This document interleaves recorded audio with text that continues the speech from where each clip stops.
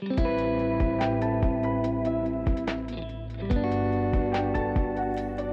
to Matcha Morning Club, a cozy lifestyle podcast hosted by your two favorite besties, Alexa and Victoria. Hello, everyone. Today we will be sipping on quite a normal matcha. However, I found this pistachio oat milk in the shop yesterday, so we're trying that, and we're gonna see if it tastes of pistachio or not. And today we will be reflecting back on our 2025. And we will be just talking through like our favorite moments, what went well, what maybe didn't go so well. And we'll also give you some of our favorite recommendations of books, TV series, podcasts, all that good stuff. I don't know about you guys, but I feel like in the last 2 years, I've realized that not only setting goals is very important for the next year, but a very essential step of like getting your life together, I guess, in a way, is actually reflecting on the year past and just seeing, what were your best moments? What were your worst moments? What did you learn? What would you like to do less of, perhaps? And I think that really helps you to come into the new year with a really fresh view of what you would like the next year to be. And ever since I started doing the reflection, I feel like I'm then more prepared for the year ahead. So, and what I've done this year, I have my notebook with me. I've done a little bit of like questions. I ask myself questions and I answer them. And then I've done kind of the goals as well, which is a different thing. And I also found some mantras for the next year, which I can share later. Some of them a bit like too woo-woo, but some of them are actually quite cool. Very nice. I do agree. I think reflection is very important. And especially if you're the type of person who automatically thinks a bit negative, because I caught myself thinking, like 2025 for me personally was a challenging year, but I was also like, oh, it was a bad year. It was a bad year. And then I sat down, and what I like to do the most is to go through my phone gallery from January and write down all the like nice little moments that or days I really enjoyed. And I realized, Jesus Christ, it took me like 4 pages in my notebook. Yeah. Yeah, of like all the nice moments. And I was like, it wasn't a bad year at all. I just focused on the challenging parts. And I think, because that's something that sticks in your head, and like the things you didn't achieve or the things you didn't do. But you very often forget about all the nice things that happened. So I also love reflecting back and just seeing all the nice things that, happened in the past year and you completely forgot. Do you remember that we went to a memory talk? It was like Edinburgh. Oh my God, yes, we did. That was so good. I know, it was so good. But Yeah, I forgot we did that. I thought you might have as well. Because I was That was scrolling nice. and I was like, what is that? And I was like, oh my God, we've done that. And then we went for like a really nice dinner. Yeah. And I was like, it just completely evaporated from my mind because I think it was like April. So yeah, I would highly recommend that. God knows what you might find there. I know, it's kind of like the small things, because you might remember like big milestones. Like I will never forget we went to see Beyonce again. Yes. Obviously, I'll never forget that, but it's just like, a random day out when we went and done something, or maybe you just had a very relaxing day. Those you forget, and that's why I also love photography so much. It's just memory builder, and it's great. What I see some people doing, they go through their gallery and they like properly clean it, and they even delete like not very good photos. But I tend to leave a lot because some of them are just like funny moments or even like silly screenshots of things that really helps. So yeah, I just love. And then the year, as you go through your gallery or your memories, you realize that the year is actually so much longer than it seems because you've forgotten so much. And then once it's been reminded, you're like, oh, well, it's a year well lived, even if it was a little bit shit. And I would say as well, obviously it's worth asking yourself, if you've not done your reflecting yet, what went wrong and like what would you want to change. But I would really focus on positives because like I said, I think a lot of people tend to focus on the negatives anyway. So you do remember that, and that's mostly in your head. So I think it's worth to like change that mindset a little bit Yeah. and focus on what went well and, give yourself a pat on the back because at the end of the day, you made it for the year. You're on the other side. You know, if you lost weight, if you didn't lose weight, if you read your 50 books or you didn't read a single book, you made it through the year and another year is another chance. So, you know, it's worth looking at it positively. I'm trying to do that going forward more as well. I've got a list of questions that I think would be really helpful for you guys to reflect on 2025. And again, you don't need to do them all. If you feel like you only need to do two, that's fine. I initially started with answering what went well and then what didn't go so well. And I wrote it down and then I was, scrolling through reflection content and there was a few more that people were doing. And actually, I realized that probably those two are not enough. So obviously I started with what went well, what didn't go well. And one of them that one of my friends she asked herself is whether she'd made any new friends. Which Oh, that's I really think, yeah, is nice. such a cute question because you'd often meet people and then they kind of like get into your life and you don't realize that that's actually a very important reflection part. Or like, again, maybe did you lose any friends and do you feel better or worse for it? So those kind of things, because friends are such a big part of your life. So I think this is such a good question. And then one of my favorite things is 2 or 3 words that define 2025. I think for me, I think they're a bit like, so I put down growth, time, and effort. Because for me, it was a year of growth in my career. Time, like I committed a lot of time to a lot of different things, and I was always watching my time as well. And I wished I had dedicated my time to something else as well. And then effort. The amount of effort I put into certain things in 2025 was absolutely insane. And I think that's like one of the other words for my 2026 because I would like to now put more effort into different things.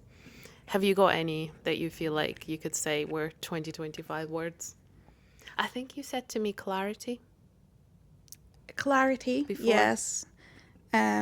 I would say challenge as well.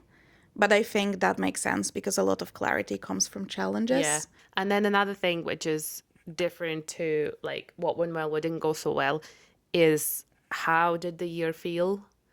Is a really good It's question so good. because it's different from like, you can't answer, I didn't achieve my goals. That's not an answer. But how did it feel? Did it feel challenging, inspiring, and all of those things? Then also, how I entered the year versus how I'm leaving it. I That's such a good one. I really struggled answering that, to be honest. I couldn't. I was like, I don't remember myself in January that much anymore. I think maybe the more we do it, because then you can kind of go back to your Previous, reflections yeah. and yeah, and you read through that and you can kind of see like what were the original goals you set in January and that can show your mindset. Once you answer this, because then you say how I'm leaving it, then the next year when you Then, do it, you yeah, can so when read you how answer I'm it the leaving. first time, Yeah. yeah. So that's definitely because I also like I said, January 2025, I do not remember that month. No, I don't. Like that feels like 10 years ago. Literally. I don't know what happened. And then I've got, so what was the best thing about 2025?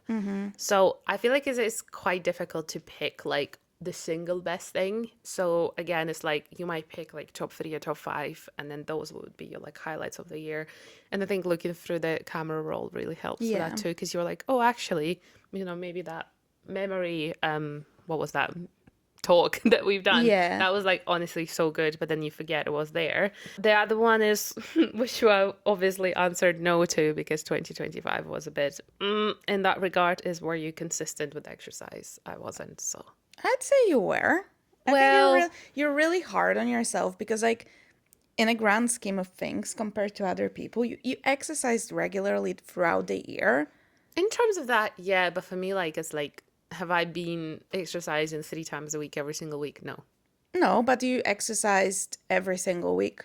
Yeah, I think so, yeah. Apart from you Probably when I was absolutely ill dying or from a yeah. flu. But apart So from that, so yeah. you were consistent. You consistently exercised every single week of Okay, fine 2025. then. And then I've got what am I proud of? I think that's again a different side onto what went well, because there could be so many things that went well, but you're not necessarily proud of them.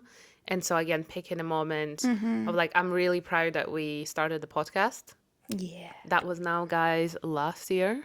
Okay. Mad. It's not this year anymore, it's last year. We're not quite 1 year old. We actually need to find our birthday, Matcha Morning Of the Club first birthday. episode. Yeah, I think it was it's April. coming up. Yeah, it's not that far away. And then, what do I wish I had done less of? I think that's a very good one when you're planning on. Sometimes people like, what should I, for 2026, what should I do more of? Cool. But then I think this question, what should I have done less of, really helps answer that too.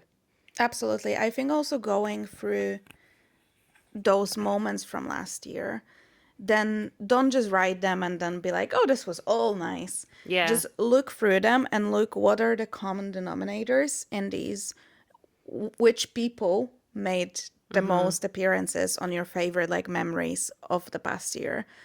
What were the activities? Yeah. And then think like who should I spend more time with? What should I spend more time doing? What should I think it really helps to narrow down, or you're like, oh, I've done a lot of, for example, maybe you can say, I've done a lot of partying, but none of the parties actually made their like way to my best memories because then Yeah. I felt really bad. Or you can actually be like, oh, I spent so much time exercising, as not to just say like, Yeah. one, and like I was at the gym 5 days a week, but actually I didn't see my friends at all because that was my main thing. So maybe I can drop to 3 days a Or like week. combine it Yeah. somehow, Or etc. find a friend to go to the gym with. Like, you have to, just because something's healthy for you as well, like generally, obviously exercise healthy diets, healthy, and like all of that stuff. There needs to be always a bit of a balance to Yeah. life, like, that 80-20 rule and whatnot. So it's really, really good to reflect back and see which were the best moments and you want more of it in the next year. And what Agree. So hopefully these questions, if you haven't done your reflection yet, I really hope they help. I think it's okay to like, winter is a slow season, and again, you don't have to be writing down your goals on the first week of January if that doesn't feel good for you.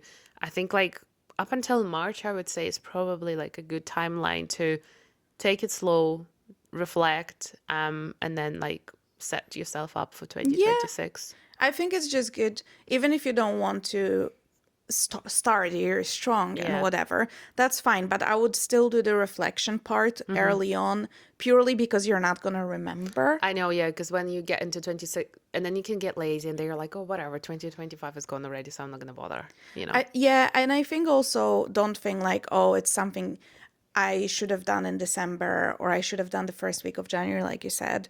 It's fine to do it later in the year, maybe just like the first quarter.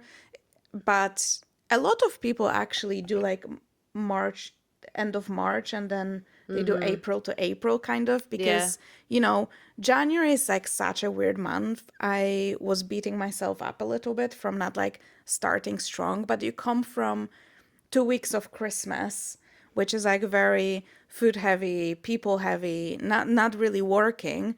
You're jumping back straight into like regular living. It's sometimes hard to find your footing. Yeah. So you can give yourself that buffer and just, whenever you start. Yeah, I agree. I also seen quite a lot of people do reflections on 2025 in like the middle of December. But I don't know, maybe that works for some people, but for me that felt wrong. I'm a bit more like, I don't know, maybe that's like my analytical brain in a way, but for me it felt wrong reflecting on a year that's not ended yet. Yeah. Not, Because not all the data's there. I know, but realistically, the shit can hit the fan on the 30th of December. Yeah, I And know. it can change the trajectory of your year in general. So it's like, okay, like if that works for them, that's fine. But for me, it just felt strange. So that's why I did it like literally a week later. So like I did it after the first week of January. I think it's a bit difficult because I agree with you. I would rather reflect in January so I have like the year is literally finished. But then setting the goals, Like it's much better to set the goals after you've done Yeah. reflecting. So that pushes everything forward a little bit. But do whenever it works for you is basically It's basically probably. what we say. But yeah, I Yeah, think the questions are really helpful. And then I think now we can share some of our favorite things and favorite moments. absolutely. Should we start with favorite moments of the year? How Yeah. would you say the year was for you in general? I think, I feel like I would have never said that any year of my life was like bad. No, I think 2025 was a good year. Definitely. It was a good year. There were some things that were achieved. There were some unexpected things that I, again, did not expect to happen. And I was very grateful for it. Some of the things that happened, I have my vision board. And it's like vision board is such a thing. Is like, I want to just say, be careful what you wish for in the good way, because the way I do my vision board, I put the pictures up. Yeah. It's not like in some quotes and stuff. And I wished for certain things. For example, I really wanted to visit my friend in Italy because he moved back there. And so I put the pictures of Rome and like Italy in general on my vision board. Now, when it came to visiting him, it didn't really work out that well. Like, we just couldn't, first of all, like find a time when we could make it like cheap and easy. But as I decided, well, maybe it's not a good time. And literally, I think a month after I've decided I'm not going to Italy, I got, that job Yeah. opportunity to go to Italy, which came out of the blue. I didn't do anything to get it. Like, I just got a call from the people I worked with before, and boom, I'm in Italy. So, like, my vision board has manifested itself, but in a completely different way to what I was expecting it to. And I think that's why I think it's so cool to then, reflect on a year and be like, so yeah, that moment of like going to Italy for work, that was definitely like one of the best moments because it's something so unexpected, and it was really cool. Another, obviously, a very good moment, which I already mentioned, is starting this podcast because I feel like we had an idea of starting it when we were in Paris, right? Or just after. That was like end of 2024.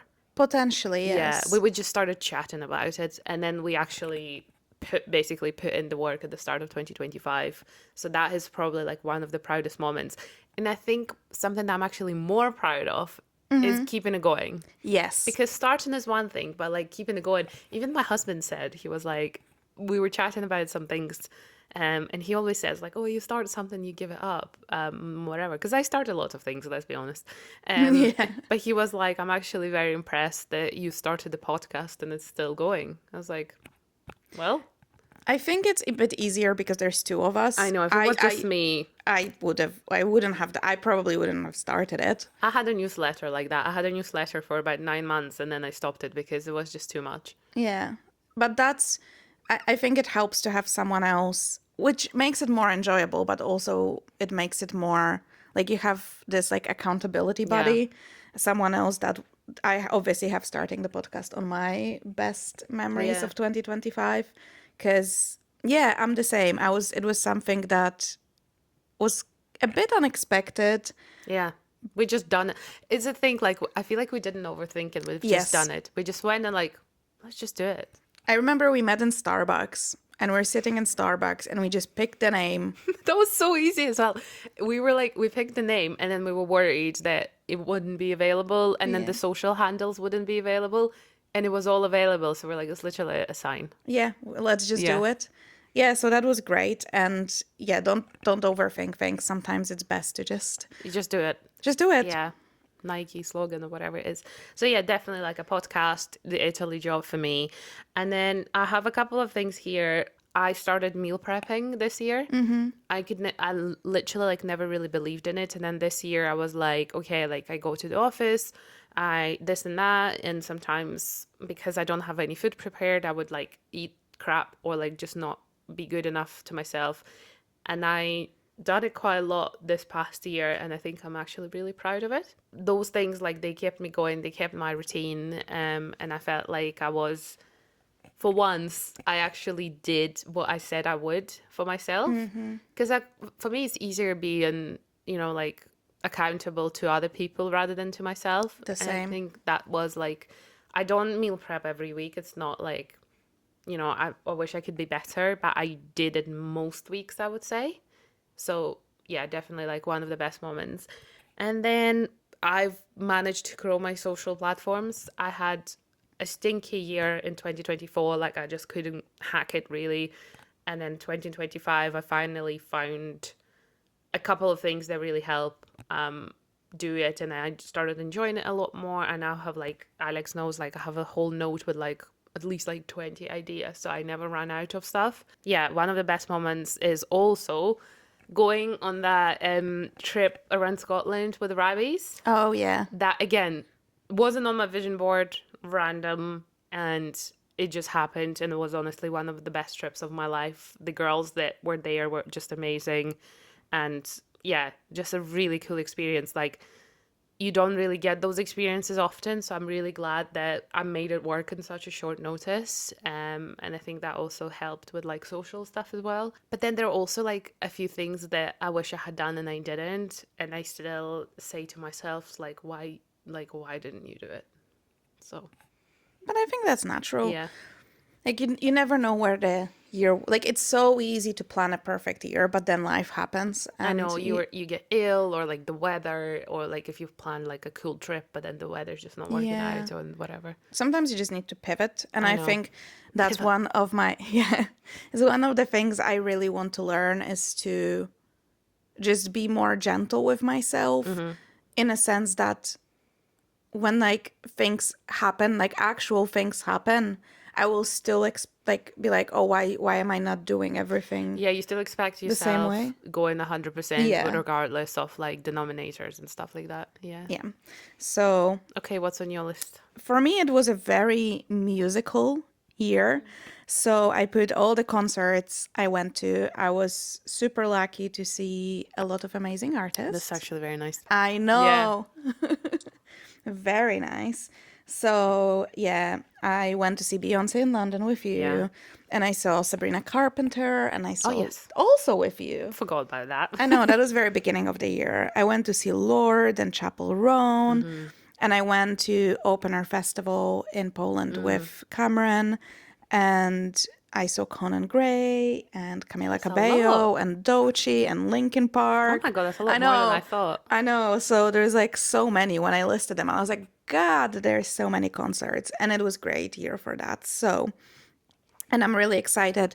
I think I've been to concerts before, but I think in the last 2 years, I really like developed this love for like live music, and I hope to keep it going. Yeah. Well, that's saying that. We already have two gigs. Well, not the one is not confirmed yet because we'll try and get our tickets for it. Yes, But we're going to see Pitbull, Pitbull in July. I'm and also seeing Conan Gray in May. and then we're gonna try and see Bruno Bruno Mars Mars. in May in London. We'll see. Keep fingers crossed I for us think to it's in get. July. What did I think it was May? No, it's Anyway, July then.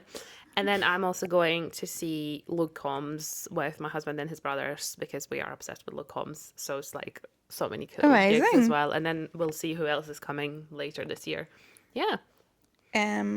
Another highlight of the year, which came from a low point, but it became a highlight, is starting my mental health journey. I think it was something that I just dismissed for a really long time because I'm the kind of person like it will go away or East I'll just European. I'll just work it out by myself. I didn't, but it led me to start therapy and I already feel so much better, which is great. And I am committed to continue on this journey and be much more mindful because I felt like I always paid more attention to my physical health and I dismissed my mental health a little bit.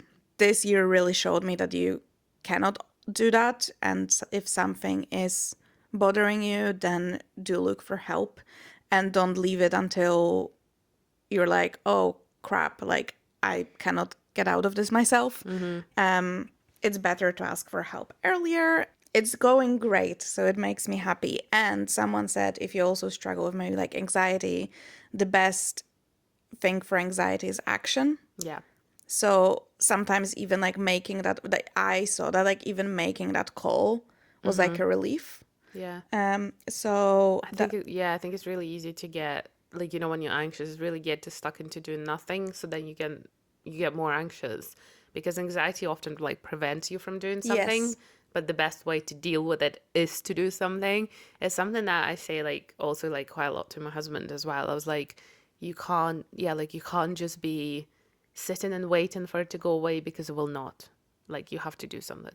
No, and like I just learned the hard way that then you just spiral and you it grows into your head to like the size of a monster when literally it's just not. Yeah.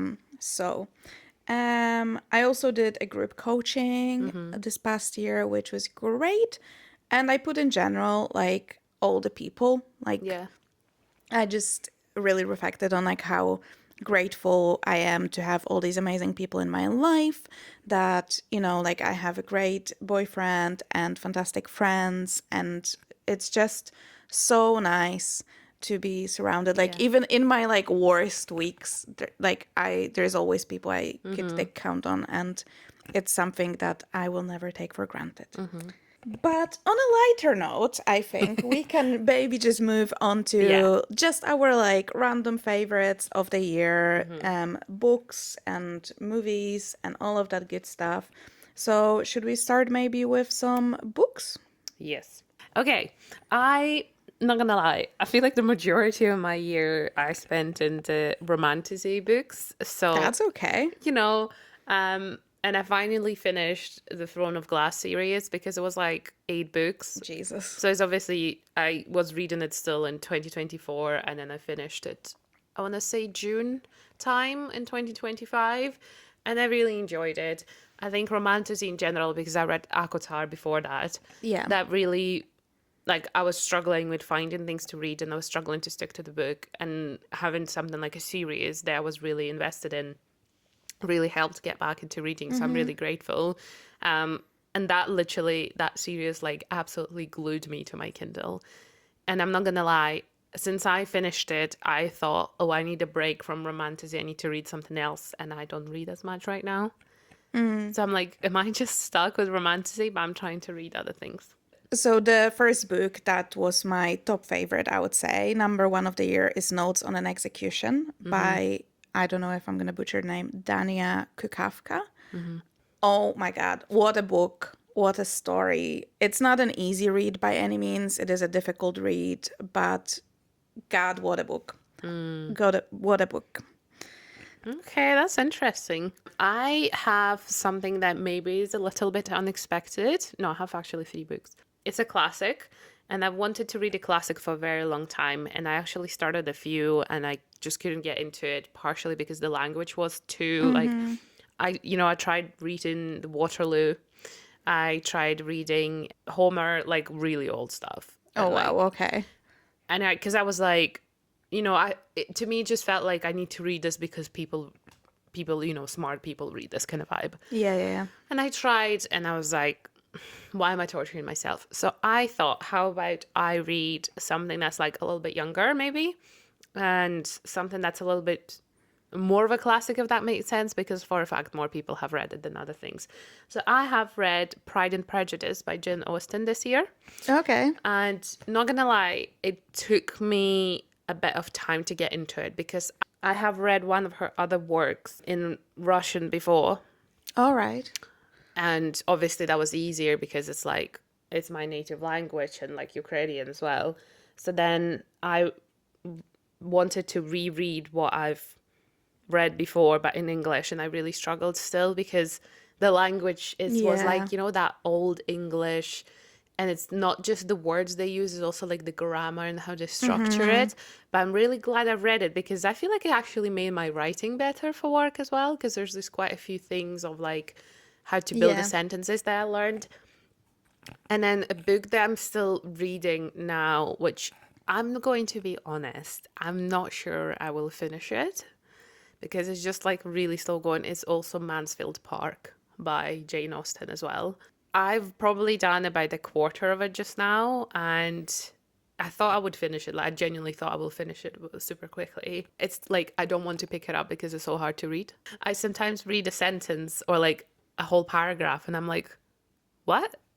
I know, Like, and then you have to go back and just try and then to. you're trying to like figure out. So there's a lot of beautiful words and like it's written beautifully, but sometimes I struggle like getting the sense out of it. Yeah, if anyone has like any tips on how to read that kind of stuff from like a foreigner's perspective, and I don't actually know whether that's because like I think my English is pretty good.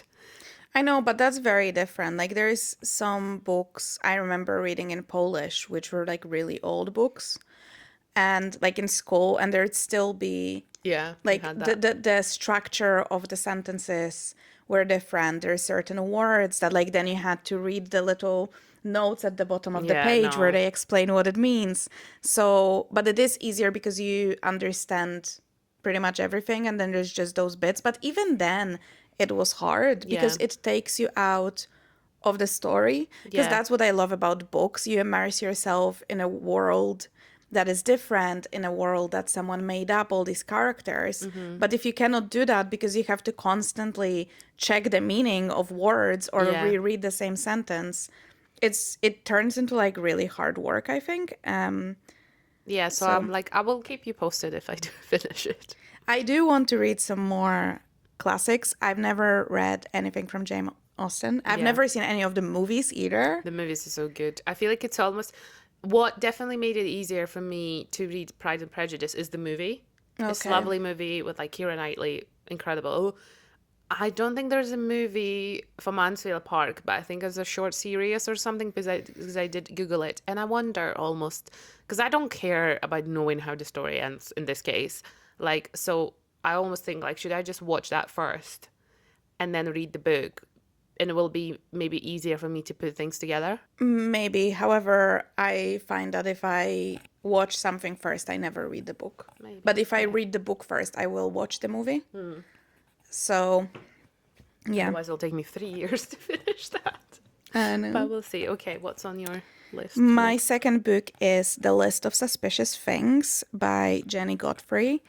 And it also is like literary crime. And I think it's around like 70s or 80s England. And it's about the like Yorkshire Ripper case. Oh, Well, okay. it's a background, and the main characters are kids. So Wow. basically, the main character is this young girl who overhears her father saying they're gonna move away. I think she's like 11, maybe. And she's devastated because her best friend lives nearby. And obviously, that's the most important thing when you're 11, Okay, your yeah, yeah, bestie. exactly. So, and she thinks in her head is because of the Yorkshire Ripper. So she thinks they have to move because of this killer that is in the area. So her and her friend have this plan that they're gonna find out who the Yorkshire Ripper is. Yeah. So that's why it's called the list of suspicious things, because they make a list of all the suspicious things that go in their Oh, neighborhood. that's pretty cool. And the story takes on from there. I did ugly cry as well at the end of this. So, but it's a beautiful story, and the author just the way she wrote those like young preteens. It's like, sometimes you read books and you're like, oh, teenagers don't speak like this, kids Yeah, don't yeah. speak like this. But like you were reading it, and the characters were like jumping off the pages, like it felt like real people, real kids in that period of time, at least to me. What's your So final I book? only have, yeah, three. I got this book gifted a few months ago, and it's not like story. It's more like so basically it's called Slow Seasons: A Creative Guide to Reconnecting with Nature the Celtic Way Ooh. by Rosie Steer. Rosie Steer is an Edinburgh based. She is a content creator and an author now. She used to be a teacher, I think an English teacher at school, and then I think she's given up that now. The book is basically, it's one of those guide, kind of like a guidebook of two seasons kind of Oh, thing, yeah, yeah. but it's all based on like the Celtic way or Celtic. I don't know actually what's the right way to say it because if it's Celtic the way Americans say it. Anyway, I don't know. So I feel like sometimes I hear people saying Celtic instead of Celtic. I don't actually know, because I get confused with that as well. Yeah. So if anyone knows, do tell us what's the right Maybe way. we should learn. We should Yeah. definitely learn. Yeah. Okay. it follows the calendar seasons and like a Celtic calendar and how they're called and everything. So basically there's like a few pages about what the season is, so like winter, etc. But they are slightly different. So I think the winter one is like January to like mid-Feb, and then it's like mid-Feb to end of March. It's like just Yeah. random things because like again, I can't tell you everything because I haven't read the full book because I'm like I think you're meant to read it when that season starts. Yeah. So I've now done like the Christmas traditions and stuff, and now I've read like the thick of winter part. And I what I really liked is obviously she explains how even in like the Celtic way, like winter is meant for slowing down, winter is meant for, you know, keeping your spaces cozy and all of the things. And then she also adds like lovely recipes in there. I'm really enjoying the fact that I get to like come back to it like in a month's time and then see, Yeah. you know, see what's new. My final book is called The God of the Woods by Liz Moore. Again, same like literary crime. It's set, I think what I love the most about this book, there's multiple timelines, which I always love in a book because you can see how they connect. But oh my God, the vibe. So it takes place in the States, but it's like a camp in the middle of the woods. Okay. And it is also, yeah, it's just you could feel like you're there, like the way the author just wrote the scenery and all, like you can smell the pines, you can Yeah. the wood of the like little huts they're staying in. Like honestly, it's amazing. So that was one of my favorites as well. So they maybe that's kind of like a new thing to me. I read a lot of crime thrillers, but these literary crime books were definitely just something a bit different, and I love them all. Very excited to see what Yeah. we're going to say next I year. know. Okay, how about TV shows and movies? Do you have a lot of movies on your list? Because Not actually not that many. I struggle. I don't know if I struggled with remembering, but then I'm thinking if I didn't remember it, then maybe it Then just it's not that, wasn't. yeah. I have like a lot of like old favorites and then one movie that I went to see in a cinema. Oh, I know That's which my I one. think it's my favorite. And then one series from Netflix. Actually, guys, I need to Google the actual name of it. I have one old movie and one movie that actually came out in last year. So the old movie I've never ever seen before is Practical Magic. I will be rewatching it every October now. Okay, I need to see It's that. I never heard of it. honestly, by the way, young Nicole Kidman in this like ginger long hair. I was Okay, like, okay. honestly, smoking hot. And it's just such a like, I don't know what year the movie's from, but 90s probably. My second movie, which I just remembered, but it's from this year, and it is Frankenstein, Oh my god, that's a good shout. Yeah. right? Yeah, I loved it. So good. Honestly, like the visual element, like it is a great movie, but just it's the most visually I stunning. agree. And you can tell, like, I love it when every frame you could just pause it and It's like, beautiful. oh, it's stunning. It's like photography, you know, like Yeah. there's so much care and it's just That is amazing. definitely would be in my probably like top one even movies I see because I only seen it recently. Another reason to love it is because it features Edinburgh quite well. It does. It features the Royal Mile, St Giles Cathedral, Talbot Tavern. Honestly, there's so many places that are well recognizable if you've been to Edinburgh before. And they also like they do say it's in Edinburgh. Yeah, I love it so much. It's the costumes and Jacob Elordi, outstanding. So my next, well, probably like my only movie after the Frankenstein is The Roses. Yes, And I've never I seen went to it, see but it in the movie, and it was Benedict Cumberbatch and Olivia Colman. Honestly, I love Olivia Colman. I like it was kind of like a very random one for us to see because I was just like looking and like, what should I go and see? And then I saw like obviously the two of them on the poster, and I was like, "What's this about?" I went to see the trailer, and basically it's a movie about the challenges of marriage when the roles switch. That's all I'm gonna say. The actions that unravel in movie they're like extreme, but I think you can still really relate to it as like a couple or like in a relationship, if especially if you had like a major switch in one or another thing, and it's just I've loved it. It was funny. It was like sad. It was like by the end of it we were shocked. It's just like so good. TV shows again. I don't know. Like there's some returning favorites, I as think in all of like mines are, one of them is really old, and the other two is just like new seasons and stuff. I had just two series that they were like limited series that I've watched and they were new. One both on Netflix, Adolescence, which I think most people I would have actually seen by didn't watch now. it because So I'm good. scared of it. So good. Like the acting, also the fact that it's filmed. I think you'd really appreciate it because I know you're kind I've of been like told, me. yeah, that, Yeah, that it's filmed in just one yeah, continuous go, which is crazy. insanity.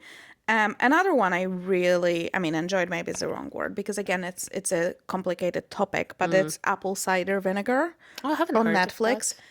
that. I feel like not many people watched it, but it's so good. First of all, the actress, I think her name is Caitlin Dever. She's so good. She's so good. She's such a good actress. But basically, it's a story about an influencer, and it's based on a real story. Belle Gibson, who basically pretended to have cancer. Oh, oh yes, I've seen. I didn't see the series, but I know the story. Yeah. Yeah. And it is a limited series, so it's like 6 episodes and you're done.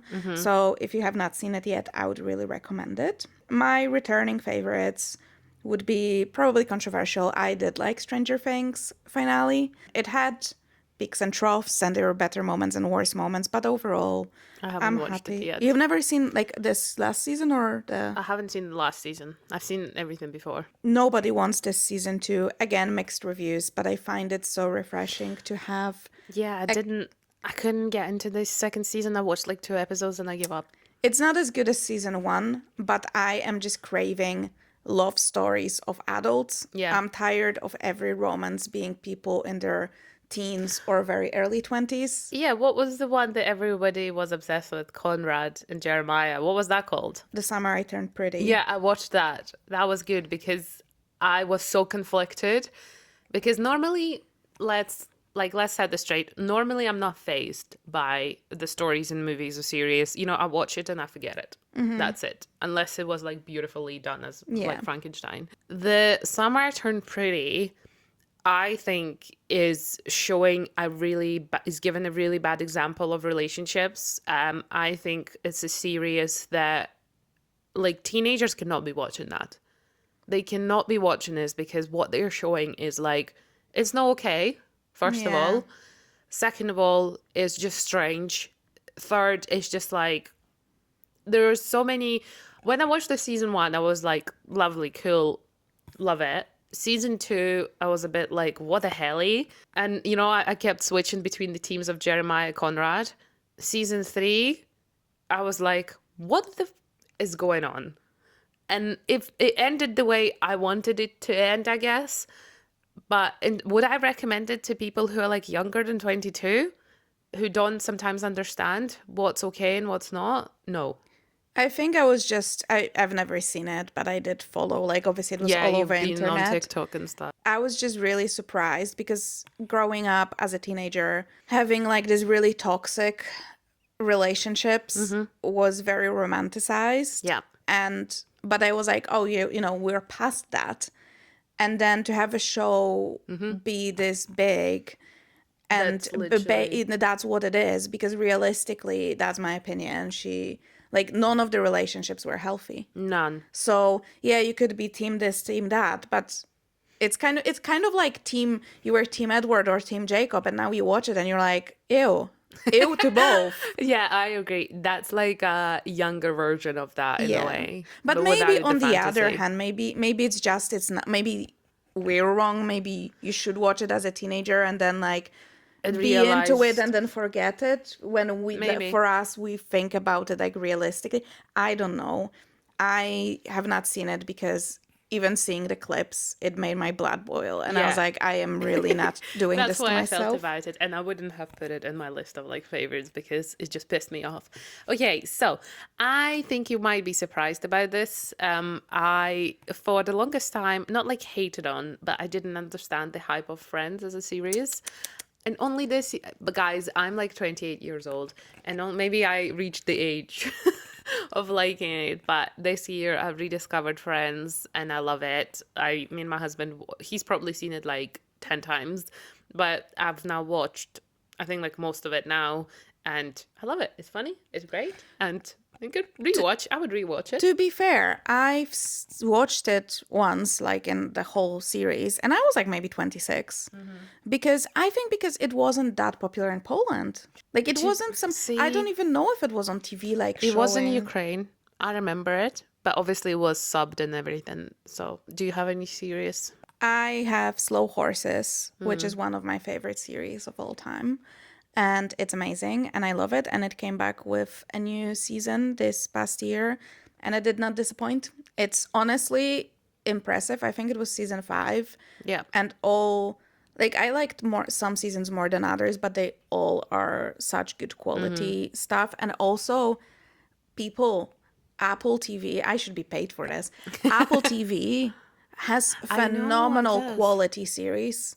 And you can look it up because I got it free with my phone plan Yeah, yeah. because I got an Same. iPhone. So look into that or try do the like 3-month trial because the quality's there. The quality's there. And my final one is Only Murders in the Building because Okay. it's such a fun, cozy TV show, like cozy crime, and I just love it. It's so nice. I have two more. So, I love the series that are based in like rural Britain or, Yeah. So first, obviously, Outlander. So basically, let me tell you a quick backstory. I first watched it in 2018 when I was moving to Scotland. I was convinced that Outlander will help me understand Scottish accent better, and I'm not gonna lie, it probably has. And at that time, I think there was like 3 seasons out or something like that, or 4. So I watched that all at once and then I moved to Scotland and I kind of forgot about it because I think they also changed the platform that it's on. And then this summer and then like into autumn, I signed up to MGM, which is now it's on, but you can get it like really cheap through Amazon Prime for like the first 3 months. So I binged season 5, 6, and 7. And honestly, I'm obsessed with Jamie Fraser. Guys, I'm obsessed with Scotland. So it's like, it was a perfect watch for me. And having so much of it at the same time, I'm a binger. I'm not going to be watching one episode once a week. No, I'm not doing that because I forget what happens. And their final season, season 8, is coming out in March. And I can't wait, but I will also be heartbroken. But also, it's been a very long time since I watched seasons 1 till 4 and I would absolutely be up for rewatching the whole thing Why again. not? And then last one on the series, very cozy, very easy to watch. You can put it on in the background maybe as you work or do stuff. Is called All Creatures Great and Small. It's on Netflix. There's only 2 seasons, but it's honestly so lovely. It actually has 99% on Rotten Tomatoes Ooh. and 8.6 on IMDb. Like, it's fabulous. It's about a life of a vet, like a farm vet in Yorkshire. The actual guy who's the vet, he's from Glasgow, and then he moves down to Yorkshire, and it's about his life there. It's Oh. super cute. The actor is fabulous, and in general, like, it's just lovely. It's pretty.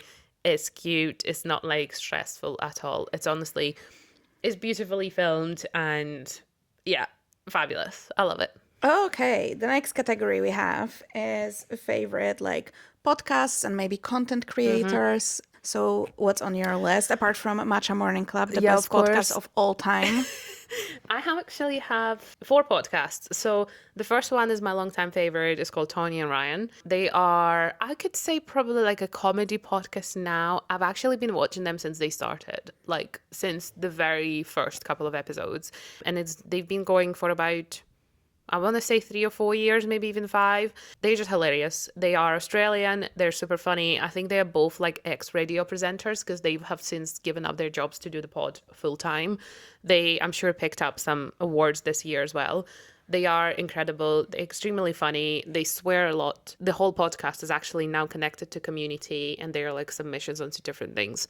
So if you want something extremely funny, I think the episodes are like 30 minutes as well.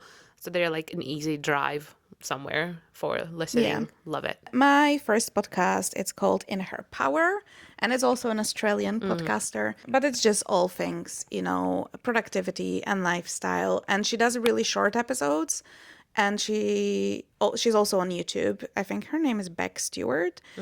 So I really like her content and it's just really lovely. And it's nice to have sometimes shorter episodes Yeah. for my commute because it's like under half an 100%. hour. So that's perfect for me when I go to work. I have a podcast called How to Fitness. I bloody hate fitness podcasts in general because the majority of them are bullshit or people are trying to like give you a certain agenda. How to Fitness is very different. So it's hosted by Michael Ujoa, who is Edinburgh based PT essentially, but he's like grown a lot on social media recently. He does like a lot of good content about like fitness in general.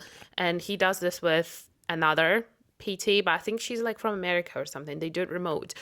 And that's probably the best fitness podcast I've ever listened to. It's very much research based. It's like a no bullshit approach. It's not like James Smith that keeps telling you the same thing, even though I love him. But honestly, a very, very good podcast. They go through a lot of things like debunking myths of like supplements, saying like why supplements are so popular now, or like things about like calorie deficit, things about lots of like anything that the question that you might have, they probably already have an episode about it. So very good, very well done, and researched based as well. I don't listen to it, but I follow him on socials. And yeah, he has a very no bullshit Yeah, approach. love it. And he calls out a lot of people on their bullshit, which Yeah. I really like. My next one, which I really enjoyed this year, is called Trying Not to Care podcast, which is again in the like lifestyle, productivity, advice pod. And yeah, it's just really lovely, something to listen to. I like that the girl like speaks really fast. Yeah, So I like it scratches fast-spoken. my brain in a good way. So that's another one I have on the list. I have my last one, which is my newest discovery, because all these other I mentioned, I've listened them for like over a year. This one is called Busy Blooming with Tess Barkley. So Spotify suggested it to me, like when you Oh go to your yeah, main yeah. page, and I've literally probably listened only to like 3 or 4 episodes, but I love it so much already. So it's about content creation and social media. It's very much like practical advice, very like, she's tested it all. She also has her own community and like courses and stuff. But I really enjoyed it as I was driving to work, and that really helps me to get like into a work setting. So really cool if you do like content creation and if you want to like grow and stuff. So that really helps me to like, I've stolen some little like things and bits that now will be applying in my content as well. So yeah, kind of like a really helpful podcast for content creators, and like, or if you want to market your business on social media as well. So yeah, that's quite a lot, isn't it? I feel like 2025 brought a lot of cool things. Yes, I have one more Okay. podcast, a final one. It's called Dish, and it's the Waitrose Oh podcast. wow, okay. And it's so good. And I just remembered about this when you mentioned the roses, Yeah. because they had Benedict Cumberbatch and Olivia Colman on it. So they basically, I don't know who the guy is. I think he's like a presenter. And then the woman that is his co host, she's an actual chef, and they Ah, invite different like celebrities and stuff, and okay. they come in. You might have seen like bits on like TikTok when they have this like really quick questions when they're like, what's your favorite way to eat eggs, and what's your Oh yeah, yeah, yeah, favorite yeah. I've like, seen that. yeah, so that's them. And she always cooks for the guests, and they eat together and they discuss whatever project obviously they're working on, but a lot of like food stuff. Yeah. And it's really fun to see because obviously people have different, it's just like such a different setting. So I really did enjoy that. And they did an episode with Millie Bobby Brown, which is really Oh, sweet, okay. I need to listen to that. from the newer ones. So I really, really love that. And it's like they have such a good chemistry Yeah. with together, the hosts, and it's just really nice to see. Do you have any content creators? There's one that she's a YouTuber. Her name is Cozy K, and she does Cozy K. So she does cozy content. Really. I think it's mostly home-based content about like cozy hobbies, resetting your room. It's very like, it has certain aesthetic. It's like very bright and colorful. It's something really different to what I would normally watch. Like I'm normally like a vlog gal. I watch probably 4 different people within the last few years, and then she is like the newest one that I've found really cozy, really cute. Honestly, it's just cute, Yeah, and that's why I love it. fair enough. I have 3 creators. For YouTube, I have a girl called Sarah B. Holt, and it's the same thing. So she's like in her 20s. She lives in Copenhagen, and she does a lot of like cozy stuff as well, like just very calming and nice. I really like her vlogs and videos. On TikTok and Instagram, I love and I'm obsessed with Ashley Page. She's gorgeous. She posts like beauty videos, lifestyle, cooking. I actually discovered her, which is like so sad. So her house burned down in the Palisades Oh, fires wow. last year, Okay. and she kind of, I think, blew up probably a little bit Yeah. around that because she was posting about this, and like I followed her journey to her like new New house, property, yeah. and like she posted about like rebuilding everything, like your Yeah, whole that's life, crazy. because she just basically grabbed her dog and run. But she's stunning and just love her. And one that's really interesting, I follow her on TikTok, and she's called Val Life Over 50. She's a Scottish I think creator I've seen her, yeah. that lives like up north. First of all, she's beautiful, but she just posts a lot of outfits. And I just love it because I think, we talked about this a little bit with like the turning 30 episode. We feel like a lot of people feel like your 20s are your peak years and then it's just going downhill. So I love seeing her. Like, she has much better style than I do. She's so chic. She's so just well dressed, well spoken. She has such an aura about her. And I'm like, she's living this, like, well, looking at it, she has this wonderful life and she's so full of life and she's so beautiful still. So it's like makes me excited for the years to come and decades to Yeah, come. I need to follow her. I've seen a couple of bits. I love that kind of stuff because I think that's the thing with content creators. I think most of them are like 20s, early Yeah. 30s. And I think obviously like we are all growing up and it's so nice to see like some older people pop up and people who are like in their like, over 50s, over 60s and see how they live their life because quite often I think we assume the people of that age they're offline, they don't use internet kind of vibe. Yeah. But obviously, maybe most don't. I mean, but seeing people like that, as you said, like makes you very excited about getting older. I think that's us. That was a long episode. Sorry, I think guys. we yapped a lot. But if you could please give us your favorites from any category, I would actually specifically, if I can ask you for a favor, to recommend me some movies because I'm a much more of a TV series kind of gal. Yeah, same. But I loved Frankenstein, and I sometimes you just want to watch something that's like a finished thing. Yeah, some good movies, something really nice to watch to get me back into it. But any favorites will do. Please leave us comments. We want to know. We're always looking for new Yeah. favorites as well. We hope you enjoyed this episode. We hope you liked our recommendations. And thank you so much for watching. As always, we appreciate having you here. You can find us on all socials under Matcha Morning Club. Feel free to tag us in your posts if you like, in your stories. Send us a DM, send us a comment on like Spotify, YouTube, whatever you're listening this to. And one of the most important things, if you haven't subscribed to us yet, please do. And also, please leave a review if you think our podcast is good, because that helps us grow and finding more people and building our community. Thank you so much again, and we'll see you next week. Bye Bye. bye.